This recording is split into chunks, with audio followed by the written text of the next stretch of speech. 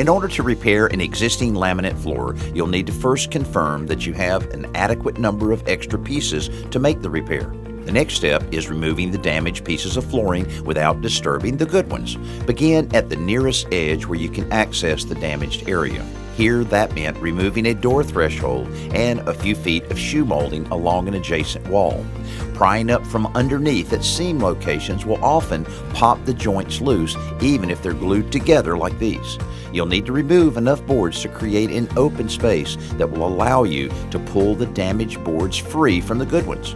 Then you can tap the ends of the board at an angle to effectively pry them apart.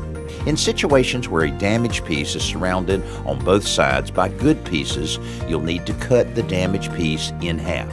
Use a circular saw set to exactly the depth of the flooring and cut up almost to the next seam.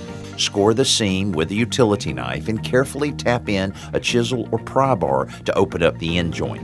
Then you can lift up each half of the damaged piece to free it from the good piece. Once all of the damaged material is removed, sweep off the underlayment and begin installing the new pieces. We're using glue along the edges because that's what the manufacturer called for when this floor was new. The trickiest part of this repair is replacing those pieces that were removed from between two good pieces. You have to line up the tongue and groove on each side and slowly tap the new piece into position. The friction increases as more of the edges contact each other, so we're using a scrap from the old damaged board as a tap block to protect the end edge of the new piece. By putting the tongue of the tap block into the groove of the new piece, we can hit it forcefully without destroying the joint.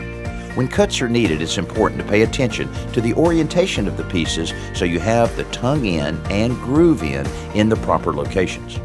When you near the wall piece, you will need to cut about a 1/4 inch short. Now, this is necessary for expansion and contraction, and it allows room to pry them back into position. Finally, you're reinstalling thresholds and shoe molding.